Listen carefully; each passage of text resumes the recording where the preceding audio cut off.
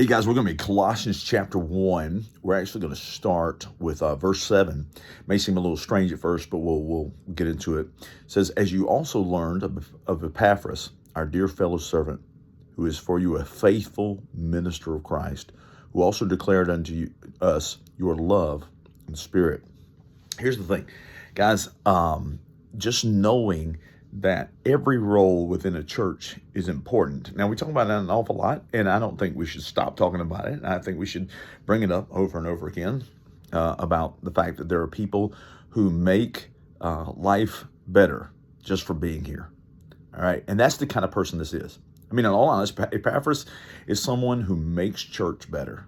All right, there are going to be those people who are sandpaper. There are going to be those people who rub you wrong. There are going to be, I'm likely to be that kind of sandpaper and rub people wrong at times and all of that. There are going to be those people, all right? But what we should be, what we seek to be is someone like Epaphras. Listen to this, our dear fellow servant. All right. So dear meaning there is a relationship that has been built here, that Epaphras, this is the early church. Epaphras is reaching out. Epaphras is loving on folks. Epaphras is being a servant. He's serving within the church. It says our fellow servant. He was, a disciple. He learned under Paul. He was one of those that Paul could count on when Paul wasn't around the Colossians. He could count on Epaphras taking care of things while he wasn't there.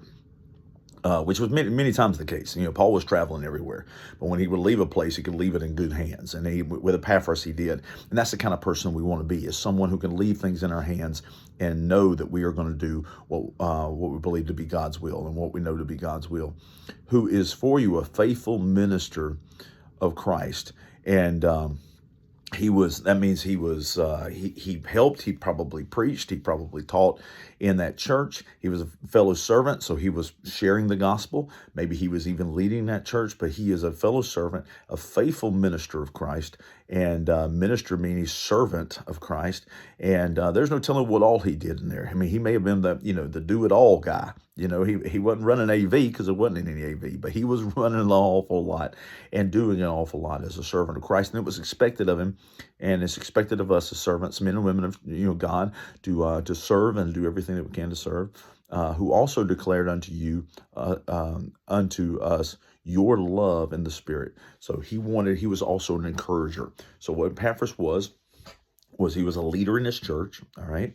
He was an encourager, which is so very important in this world that we live in, that we're encouraging one another. The Bible even says that we're encouraging each other with songs and psalms, that we should be, and I don't necessarily want you coming to sing to me in particular, but that's what they would do. They would get together, they would sing together, they would encourage one another, build one another. They would be Barnabases for one another, meaning encouragers.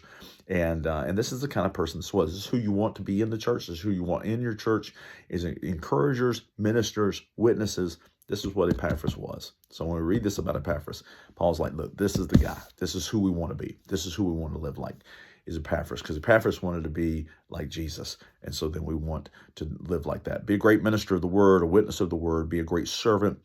No job is beneath you.